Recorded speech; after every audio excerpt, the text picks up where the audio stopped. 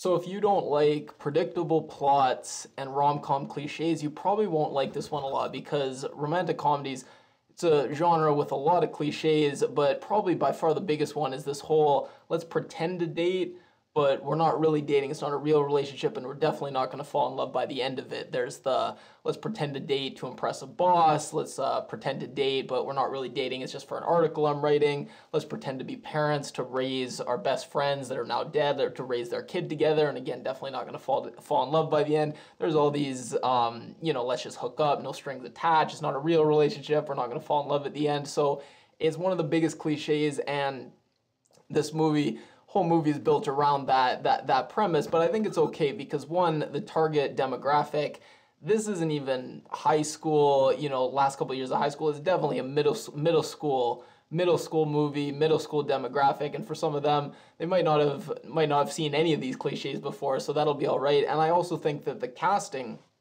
was great, really likable characters, especially the lead actress. I haven't seen her in anything. She was in the new X-Men, but very small role in that. I haven't seen her in a lot of other stuff, but I thought she did a great job. If anyone's read the book, I haven't read the book, so I don't know, but if you have read the book, I'm curious if she did a good job kind of capturing the character, because I know sometimes when you read a character that you really relate to, you build this image in your head, and it can be very jarring seeing that character on the screen, especially when it doesn't gel. So I'm curious how she did, but I think she did a good job. I think people are really going to respond to her, especially people who this movie is aimed for. Now, for a relatively simple plot, the setup is a bit convoluted. So Lara Jean, she gets 5 letters, love letters she wrote that she never wanted to get sent out. 5 of them get sent out to Kenny, Lucas, John Ambrose, and then Josh was dating her sister, Margot, but her sister just went to Scotland and broke up with Josh. She also gets a letter sent to Peter, who used to be dating Gwen, and Lara Jean and Gwen used to be best friends, but then they had a falling out.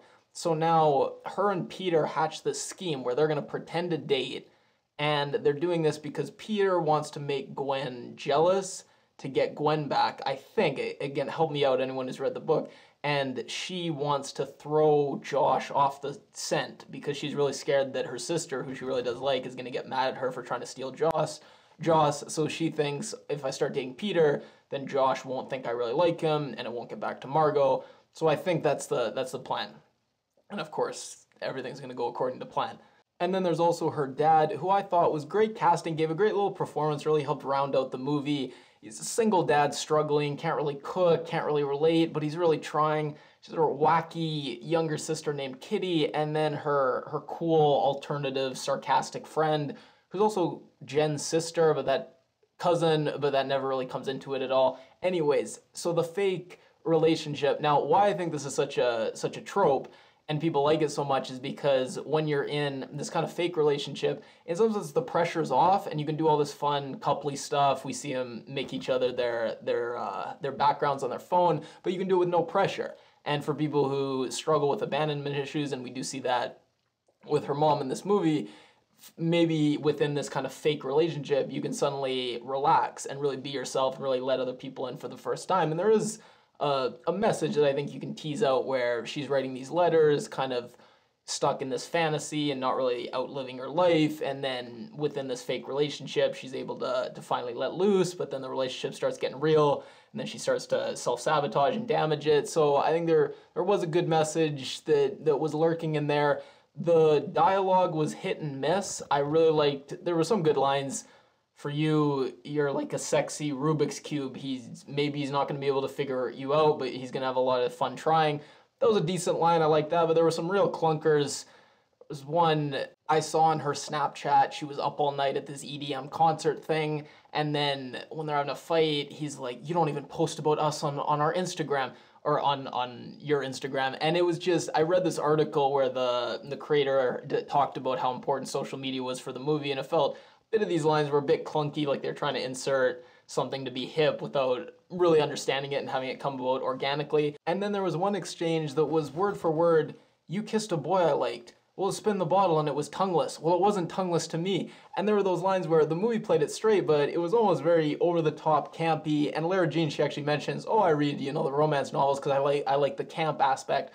So at a point it became so cliche, they could have made an interesting kind of campy movie there's the overhearing the big conversation when they just happen to be under the bleachers, the big ski trip where everything comes to a head. There's where everything's, you know, perfect and magical about 2/3 of the way through the movie. And then, oh no, all of a sudden the big bombshell and everything's terrible, and we have to fix things in the last 15 minutes. There's the fight where the three people are all yelling at each other at the top of the lungs. Then someone steps outside and they overhear something in the background. So just so many cliches, but the central romance was strong. I thought they had great chemistry.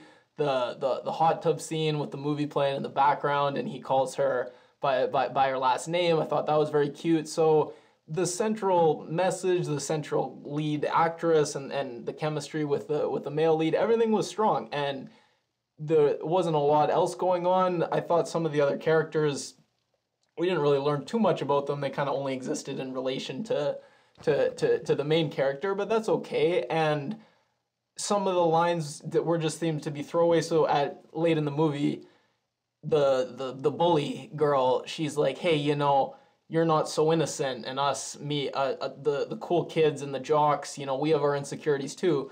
But then that was never really fleshed out at all. That was just kind of a throwaway line, which was fine, but I guess sometimes I feel like other characters could have been fleshed out, and they could have done more, because they had a great central core, and they could have added more external stuff, but it's fine to have a simple movie, nothing wrong with that. And then only other minor quibble, I didn't love the Fight Club references. I thought they could have taken them out, but the other ones were fun. Kombucha for digestion.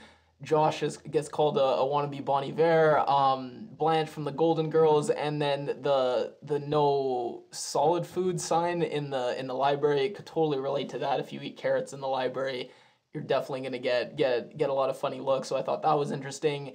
This was shot in Vancouver. I'll end it there. Just wanted to do a quick review. I'm really excited to watch Disenchantment. That's probably going to be a longer one. It's going to take me a little bit of time this weekend to watch it, and probably try to do a longer review. So yeah, I'm excited to go watch that right now.